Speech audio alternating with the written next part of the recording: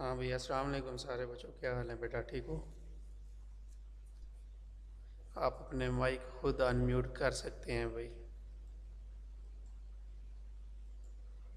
वालेकुम सलाम सर जी। आप सुनाए ठीक हो? तबीयत सेहत ठीक है जनाब? ठीक भी मेहताब खान, अल्लाह का करम। आप ठीक हो बेटा, तबीयत फिट है?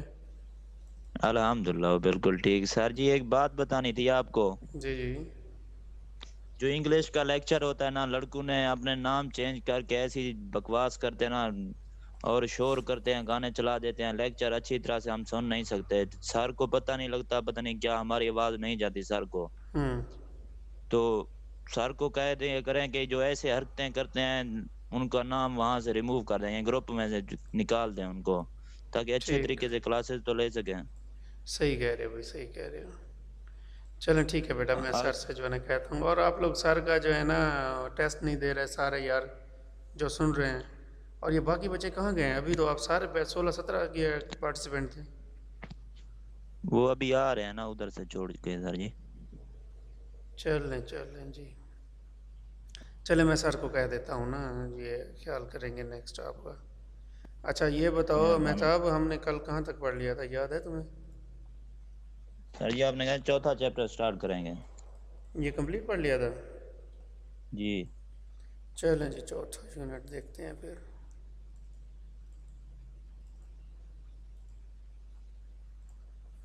अच्छा यार, जो है ना, कल मैंने कॉलेज शालें की थी, जो बच्चे नहीं आ रहे थे, अगर आपके जानने में कोई बच्चे अभी हैं ना, तो आप उन्हें कह देना कि ऑनलाइन क्लासेस भी लें और टेस्ट भी दें। ठीक है? सर अस्सलाम वालेकुम सर। वालेकुम सलाम। चाचा सैफुल्लाह, क्या हाल है भाई, ठीक हो? दुआ हो सर, आप सुनाए ठीक हैं?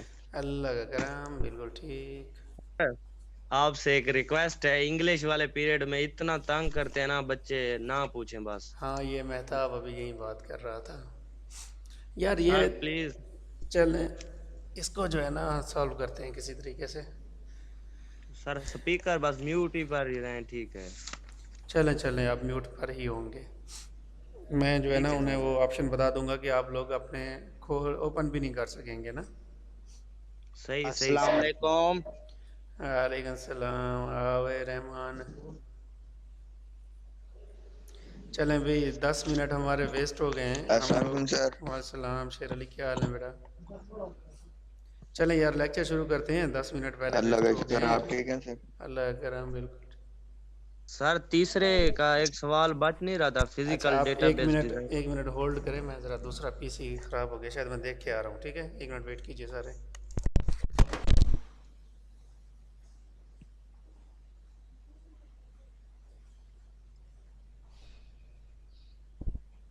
क्या हाल है सर जी, ठीक हो? तबीयत ठीक है? खैरियत है? अल्हम्दुलिल्लाह बिल्कुल ठीक। आप सुनाओ ठीक हो? मैं उस्ताद आधा नहीं पिया, मैं उड़े गया बता कोई कजा खराब थी है।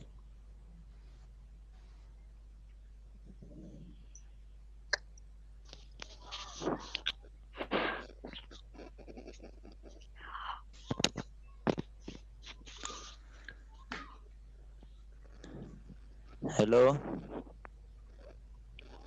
जी जी। सुन दे पियो दा मैं को हुकुम कहना। सिंह। जय जय माली साहब तो सुनते भी हूँ। उड़दे बैठे हूँ। वैसे दा फला मैं क्या हाल है ना? उस्ताद को आके बेजफ्तार जी नहीं।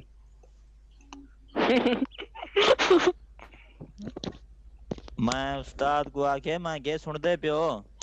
सही सही। जी जी, 10 रुपये हूँ। मैं कह रहा ये जरे ना गलत गलत लिखी पैन इगू ते इन्हें जरे आवे नहीं सही कट छोड़ा करो। सही है यार, बहु इंज गलीज गाली करने न, पता नहीं समझ नहीं। हाँ। मामा किंडो चास्त उस्ताद चवेदन। चास चार दी क्या गाल है? शेर पीछे अली वो चार क्लास की गिनो गल ना। भी पढ़ाई दी थी भी कसम, पहले सिर्फ इंग्लिश नहीं आंदी।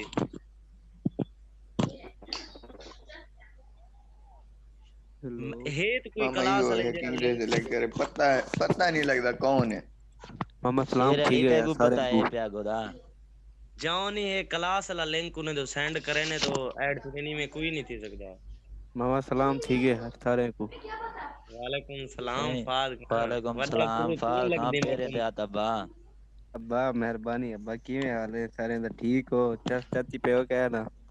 कितना चक चस्सा है के एक मामा खाची तू इधर मैं ही को है। पता है खाद हैं? मैं एक को खाची पता इधर है ही है। खाद।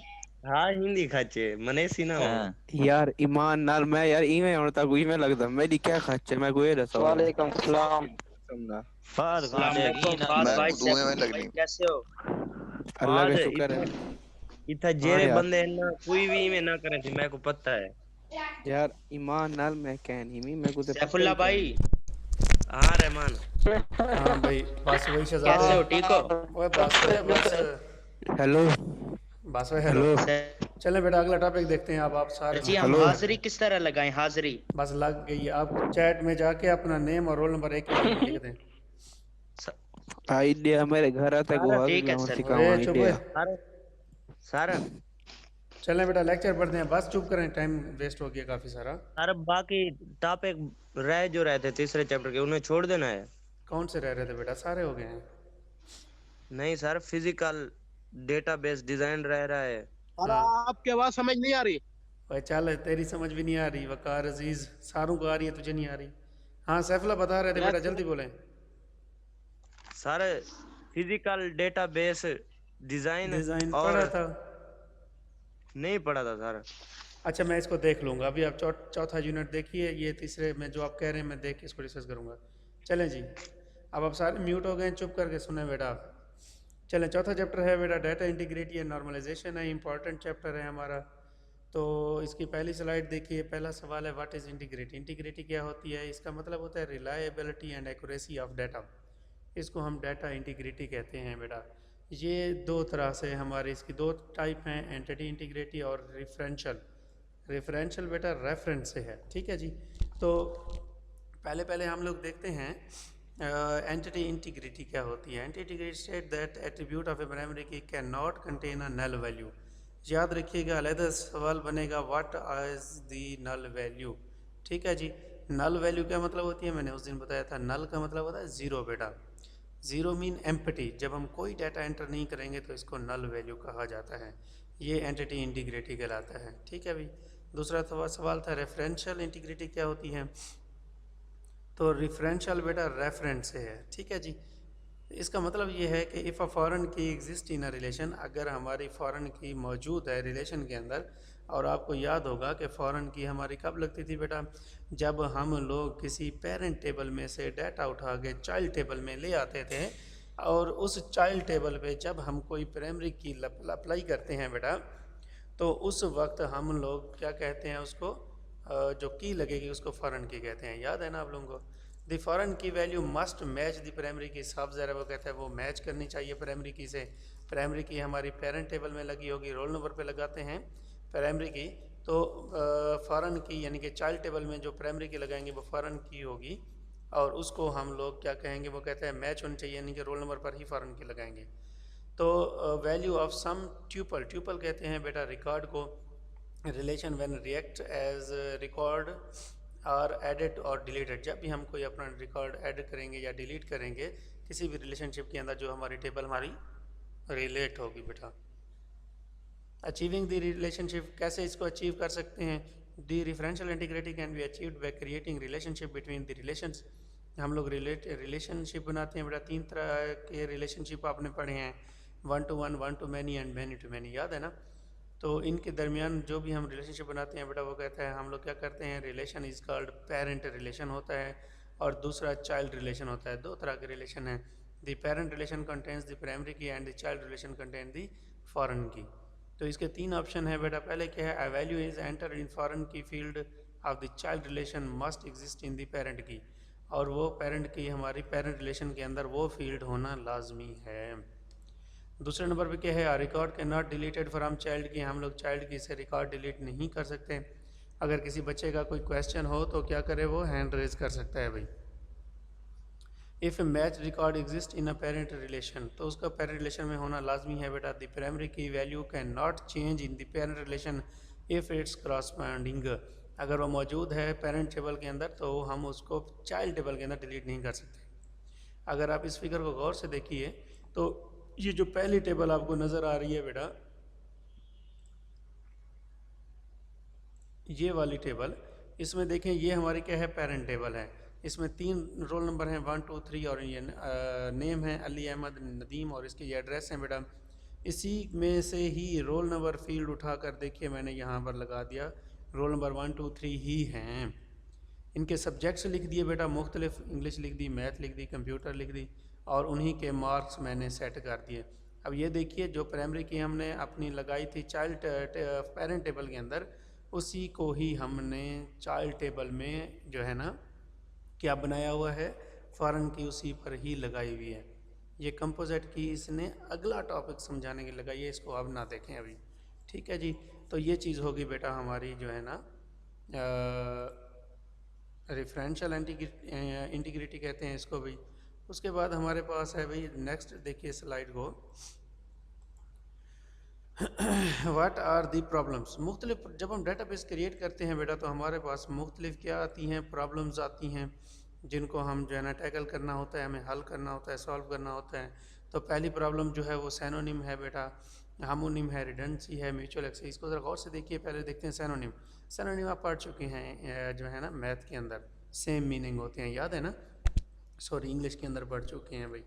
तो उसमें सैनोनिम्स का मतलब क्या होता है, सेम मीनिंग, हम लोग अल्फ़ाबेट्स लिखते हैं, कैरेक्टर्स लिखते हैं। तो यहाँ पर वो कहता है synonym is a type of problem in the relation that occur when two different names are used for the same attribute. जब हम दो मुख्तलिफ नाम लिखते हैं एक ही एट्रीब्यूट के हैं, जैसे हमारे पास एग्जांपल है, हमारे पास एक टेबल है, इस टेबल का नाम क्या है भाई, आइटम है। तो इस आइटम में हम इसके फील्ड्स क्या हैं बेटा, इसके फील्ड्स हैं item number, item colour, supplier code, ये एक टेबल है। दूसरी टेबल क्या है, सप्लायर के नाम से है हमारे पास। और इसके बेटा क्या फील्ड्स हैं, इसके फील्ड्स हैं supplied ID and supplier name. अगर आप गौर से देखें तो इसके अंदर मैंने सप्लायर कोड लिखा हुआ है, यहाँ पर सप्लायर आईडी लिख दिया है, ठीक है जी। तो इसी तरह से वो कहता है supplier ID supplier code fields refer to the same attribute, ये हमारे सेम एट्रीब्यूट हैं, जबकि मैंने वर्डिंग इनकी चेंज कर दी है। तो ये हमारे पास जो एरर होगा इसको सैनोनिम होगा।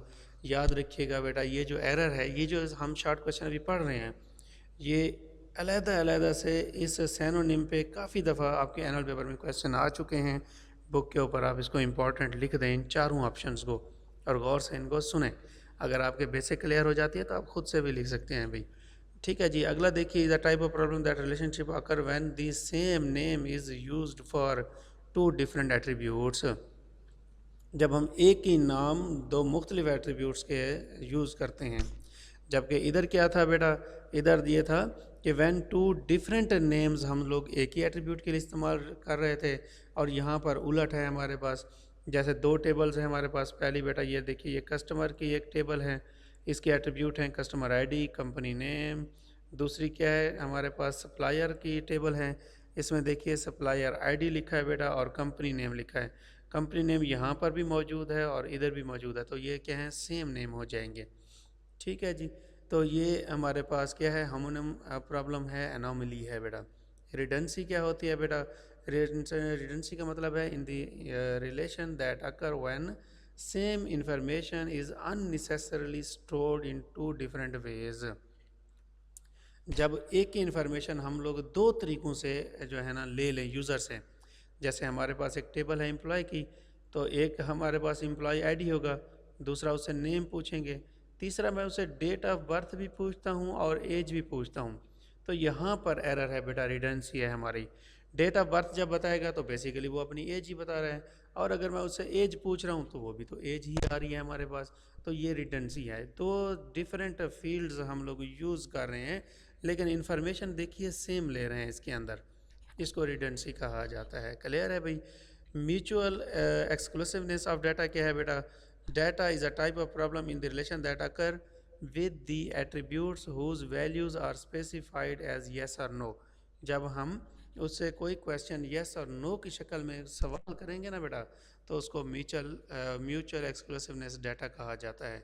जैसे एम्प्लॉय आईडी, मैरिड और सिंगल, ठीक है ना, कि आप मैरिड हैं या नहीं हैं वो बताता है, और सिंगल हैं या नहीं है। तो ये देखो ये यहाँ पर रिडंडेंसी भी है, ठीक है ना, ये चीज़ हमारी रिडंडेंसी भी कहलाती है और म्यूचुअल एक्सक्लूसिवनेस भी है। क्लियर है बेटा। अगला सवाल है डेटाबेस एनोमलीज़। ये जो एनोमलीज़ लफ्ज़ है बेटा, इसका मतलब आपका क्या है? इंग्लिश के अंदर आपने एक लफ्ज़ पढ़ा है मिस्टेक, या आपने सी लैंग्वेज में हम लोगों ने बेटा एक लफ्ज़ पढ़ा था एरर, याद है? इन दोनों का मतलब और एनोमलीज़ का मतलब एक ही है। डेटाबेस की टर्म में बेटा हम इसको एनोमली कहते हैं यानी कि एरर, और सी लैंग्वेज में बेटा हम लोग इसको एरर के नाम से पढ़ते हैं। वैसे डेटाबेस में हम इसको कंप्यूटर के लैंग्वेज में या वैसे इंग्लिश लैंग्वेज में मिस्टेक कहते हैं। क्लियर है बेटा? डेटाबेस एनोमलीज़ क्या है? वो कहता है database anomalies are the problems, ये एक प्रॉब्लम होती है रिलेशन के अंदर that occur due to the redundancy. तो याद रखना, अलहदा से शॉर्ट क्वेश्चन बन सकता है, व्हाट इज़ रिडेंसी। तो रिडेंसी का मतलब आपको आना चाहिए, ये अभी हमने इसकी डेफिनेशन पढ़ी थी, ठीक है ना? तो अलग से क्वेश्चन बनता है, याद रखिएगा, ये कई दफ़ा आपके एनुअल पेपर में आ चुका है, इसको आप लोग हाईलाइट कर लें। तो इसकी टाइप्स हैं बेटा इंसर्शन, डिलीशन और मॉडिफिकेशन। इंसर्शन वो कहता है डाटा इंसर्ट करते वक्त भी डाटा एनोमलीज आ सकती है। कैसे आ सकती है? When a new record is inserted in relation, in this anomaly user cannot insert a fact about an entity and it has additional fact about the another entity। तो इसको गौर से देखिएगा, मैं आपको ये लाइन समझाने जा रहा हूँ। ये कहना चाह रहा है कि user can not insert a fact about an entity, कि एंटिटी के हवाले से वो फैक्ट नहीं इंसर्ट करता। इसका मतलब ये है कि अगर मैं एक टेबल बनाता हूँ स्टूडेंट के और आपको मैं कहता हूँ एंटर योर नेम, आपके जहन में आता है भी कोई नाम लिख दें, आप अपना नाम नहीं लिखते। जैसे फ़हद है, फ़हद क्या लिखता है? फ़हद नहीं लिखता, बल्कि क्या लिख देता है? हुसैन असगर लिख देता है। हालांकि फील्ड फिल हो गया, उसने नाम लिख दिया, लेकिन ये क्या है? Fact about an entity fact नहीं है। या ये क्या करता है? नेम की बजाय वहाँ पर लिख देता है खैबान सरवर, नेम की जगह पर क्या लिख देता है? खैबान सरवर लिख देता है। तो ये इसने देखें फील्ड फिल कर दिया, एट्रीब्यूट के अंदर डाटा डाल दिया, नेक्स्ट फील्ड ये एंटर करने चला जाएगा, लेकिन खैबान सरवर क्या है? ये एग्जैक्ट एंटिटी जो कह रही है, जो हमारा रिकॉर्ड है, इसने एक्यूरेट डाटा एंटर नहीं किया। तो ये इस लाइन में user can not insert a fact about an entity का ये मतलब है, until he has additional fact about an other entity. इसने क्या किया? दूसरी एंटिटी का डाटा डाल दिया। डिलीशन एनोमली में क्या है? डिलीशन एनोमली कर when a record is deleted from one relation, जब हम एक डाटा डिलीट कर देते हैं बेटा एक टेबल में से, तो deletion of fact about an entity automatically delete the fact of another entity. एक फैक्ट, एक इंस्टेंस, एक एट्रीब्यूट को जब हम एक टेबल में से डिलीट करेंगे तो नेक्स्ट जितनी भी टेबल है उनमें से भी डिलीट हो जाएगा। जैसे अभी हम पेरेंट टेबल पढ़ रहे थे, ये देखिए पिछली मैंने एक जो है ना रिलेशन को ली है, इस रिलेशन में अगर आप रोल नंबर 1 को डिलीट करते हैं, अली फैसलाबाद को, तो ये पेरेंट टेबल में डिलीट करेंगे तो चाइल्ड टेबल में भी ये रोल नंबर 1 का डाटा आपको इंग्लिश 52, मैथ 77, कंप्यूटर 64 ये भी नज़र नहीं आएगा। क्लियर है बेटा? ये डिलीशन होती है। मॉडिफिकेशन क्या है? मॉडिफाई का मतलब है तब्दीली। जब हम एक टेबल में तब्दीली करेंगे तो वो ऑटोमेटिकली तमाम टेबल्स के अंदर भी तो मॉडिफाई हो जाएगा।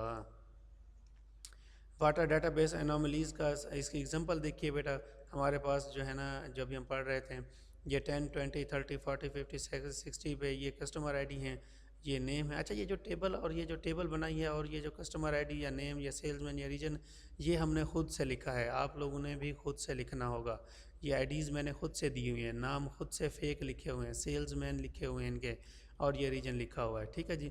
इसकी इंसर्शन है, देखिए नॉर्मली में क्या कहता है, जब एक नया बंदा आबिद को हम इसमें कंपनी में बेटा ज्वाइन करेंगे और उसको नॉर्थ रीजन देते हैं, हालांकि नॉर्थ रीजन में देखिए तो साउथ, वेस्ट, ईस्ट, वेस्ट और नॉर्थ पहले से यहाँ पर असाइन हुआ है फ़ारूक को, जबकि आबिद नया बंदा है। यहाँ पर देखिए आबिद नेम नहीं है, नेम आबिद जब हम ऐड करेंगे और उसको जैसे ही रीजन हम नॉर्थ देंगे, the record of new salesman can not be entered नहीं होगा। क्यों नहीं होगा? जब तक कि हम लोग प्राइमरी की उसको कस्टमर आईडी नहीं देंगे। क्लियर है बेटा? डिलीशन में अगर हम डिलीट करते हैं कस्टमर आईडी 40 को, तो 40 भी टू बी डिलीटेड अगर करेंगे तो वो क्या करेगा, जो 40 पे क्या लिखा हुआ है बेटा, दाऊद लिखा हुआ है, तो ये इसको who is assign to east, जो ईस्ट दिया हुआ है ना इसको, ये पूरा रिकॉर्ड हमारे पास डिलीट हो जाएगा। इसी तरह से मॉडिफिकेशन है भाई, मॉडिफिकेशन हम लोग अहमद जो है, अहमद देखिए कहाँ पर लिखा हुआ है हमारे पास, मगर सपोज सेलमैन अहमद है हमारे पास, ये रहा अहमद 30 नंबर पर। अगर 30 नंबर पर वो कहता है इसको हम रीअसाइन करते हैं ईस्ट, हालांकि अहमद को साउथ असाइन है, अगर आप वो यहाँ पर गौर से देखिए तो ईस्ट असाइन करते हैं from the south, it require to update the record to which Ahmed appears the data will become inconsistent and update on all record. तमाम रिकॉर्ड में हमें इसे अपडेट भी करना पड़ेगा। नॉर्मलाइजेशन क्या होती है बेटा? Normalization basically producing a simpler and more reliable database structure होता है, जिसके अंदर हम अपने टेबल्स को जो है ना नॉर्मलाइज करते हैं। तो इसके ये जो है ना रूल्स हैं, देखते हैं बेटा। पहले है फंक्शनल डिपेंडेंसी। फंक्शनल डिपेंडेंसी इस गौर से देखिएगा, क्योंकि ये समझ आएगा तो अगले सवाल समझ आएंगे। फंक्शन डिपेंड का मतलब होता है मुनासिर होना। अब functional dependency is a relationship between two attribute, दो एट्रीब्यूट के दरमियान होता है बेटा, रिलेशन होता है। In this it state that if the value of one attribute is known, अगर हमें एक वैल्यू नोन है तो it is possible to obtain the value of another attribute, हम लोग दूसरी एट्रीब्यूट उठा सकते हैं अगर हमें एक वैल्यू पता है। जैसे मुझे रोल नंबर, ये फील्ड है ना, रोल नंबर 1 पता है, तो मैं उसे कहूँगा कि रोल नंबर 1 का स्टूडेंट नेम, क्लास और ईमेल शो करा दो। एक फील्ड हमें पता हो और अदर्स ना हो तो हम लोग उसका डाटा जो है ना फंक्शन डिपेंडेंसी के अंदर उसको रिट्राइव करा सकते हैं। तो रोल नंबर 1 का मैं कहूँगा स्टूडेंट नेम शो करा दो, तो ये वही हमें शो करा देगा। इसी तरह से R relation in first normal, अगला सवाल इंपॉर्टेंट लॉन्ग क्वेश्चन है बेटा। फर्स्ट नॉर्मल फॉर्म, इसको गौर से देखिएगा, ये इंपॉर्टेंट क्वेश्चन है। First, second and third normal form, 3 normal forms हैं डेटाबेस। जब आप जो है ना प्रैक्टिकल वर्क करेंगे तो वहाँ पर बेटा ये हम लोगों से क्वेश्चन किए जाएंगे, हम लोगों ने इनमें यूज़ करना है। गौर से देखिएगा, वो कहता है relation in first normal form if every intersection of row and column contains the atomic value. पहली बात तो ये है कि एटॉमिक मीन यूनिक वैल्यू हो। हर intersection rows and column is called cell, cell mean field. जैसे ये एक डब्बा बना है, मैनेजमेंट लिखा हुआ है, तो वो कहता है इसमें जो भी डाटा हो यूनिक होना चाहिए। That relation contains any repeating of group, इसमें कोई रिपीटिंग ऑफ ग्रुप नहीं होने चाहिए। A repeating group is a set of one or more data items that may variable number of times in a tuple. ठीक है जी। तो इसका method 1 देखिए, इसके मेथड है हमारे पास। पहला मेथड क्या है? In this method the repeating groups are removed by entering proper data in blank fields. अगर आप इस टेबल को गौर से देखते हैं बेटा, तो इस टेबल में देखिए 10 मैनेजमेंट लिखा हुआ है, और जो है ना उसके बाद E01 और E02 देखिए डबल डाटा आ रहा है, उस्मान खलील और अब्दुल्ला का, ऐसे है ना। तो वो कहता है रिपीटिंग ग्रुप जो भी हैं हम मेथड 1 के अंदर पहले तो ये रिमूव करेंगे। ये रिपीटिंग ग्रुप आ रहे हैं ना मैनेजमेंट के अंदर, 10 के अगेंस्ट 2 बंदे, 2 जो है ना उस्मान खलील और अब्दुल्ला ठहरा हुआ है। दूसरा मेथड क्या है? The repeating groups are removed by creating a separate relation. हम एक और रिलेशन बना लेंगे जिसके अंदर हम क्या करेंगे, ये तमाम डाटा अपना रिपीटिंग जो ग्रुप हैं इनको पेस्ट कर देंगे। जैसे एग्जांपल के तौर पर ये जो मैं टेबल आप लोगों के सामने नज़र आ रही है, यही टेबल बनाते हैं। डिपार्टमेंट नंबर हो गया बेटा, डिपार्टमेंट नेम, एम्प्लॉय नंबर और एम्प्लॉय नेम। तो इसको हम लोग कैसे हल करेंगे? तो पहले अप्लाई करते हैं मेथड 1। मेथड 1 क्या था? रिपीटिंग ग्रुप ख़त्म कर देंगे। आपको याद होगा, ये देखिए अगर आप टेबल देखते हैं हम लोग ये वाली, तो इसमें देखिए 10 management, E01 E02 employ number हैं और 2 नेम हैं, लेकिन इन्होंने रो एक ही बनाई हुई थी। यहाँ पर देखिए हमने 10 की 2 रो बनाई और उस्मान खलील और अब्दुल्ला को अलग-अलग कर लिया। ये अप्लाइंग डाटा 1 था, ये हमने पहला मेथड अप्लाई कर लिया। दूसरा मेथड क्या है? दूसरा मेथड हमारे पास था कि हम अलहदा से रिलेशन बना लें रिपीटिंग ग्रुप की।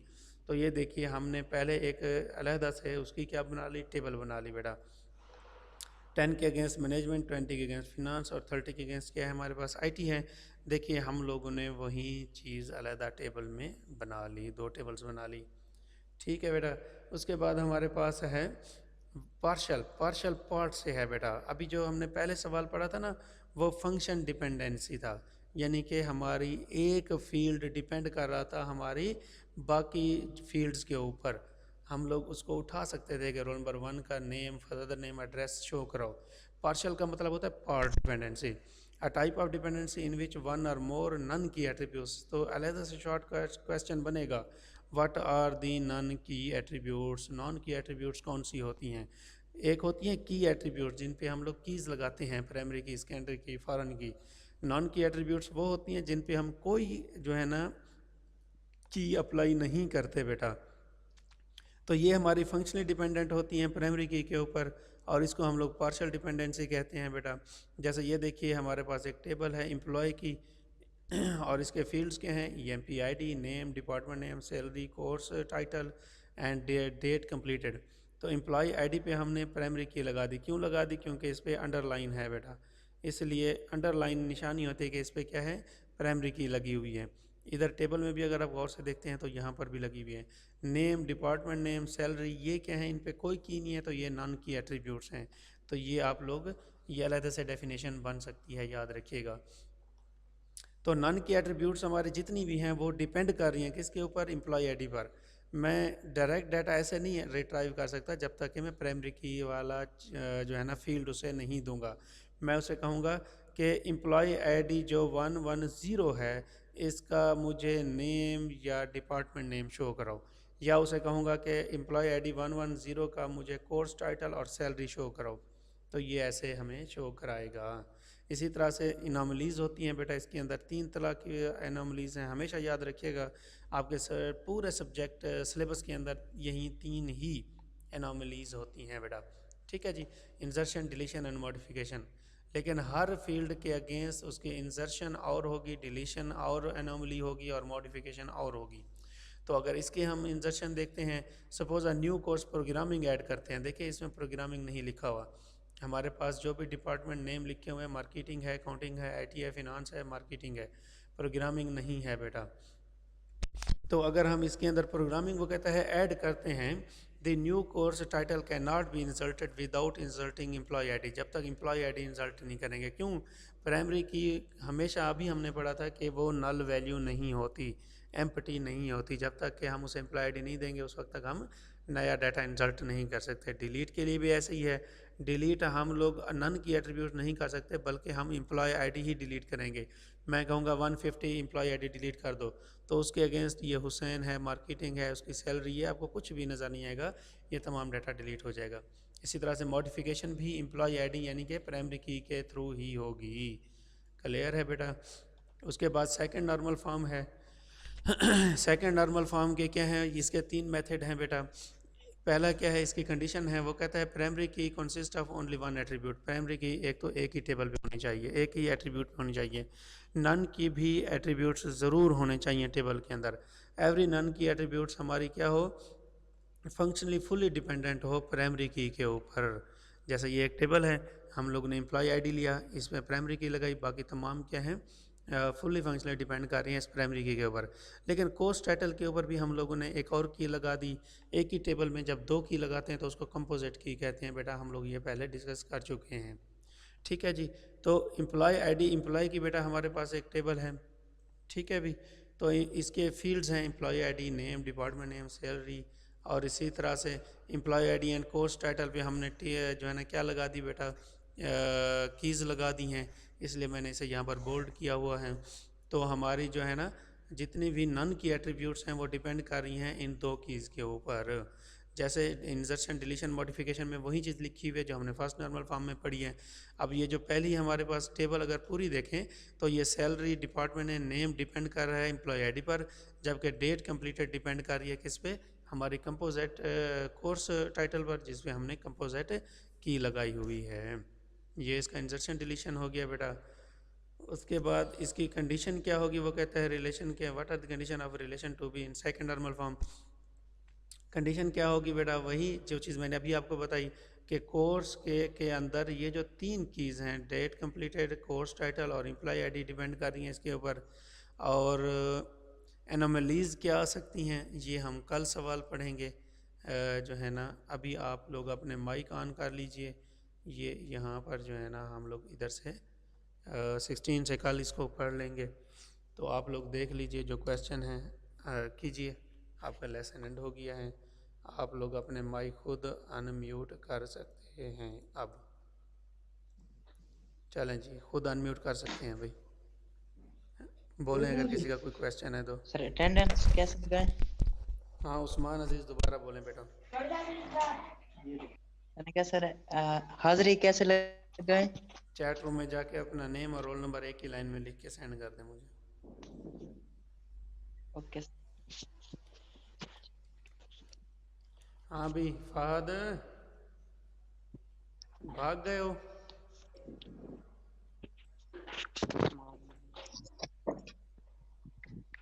सर जी, बोले शहजादे बोले।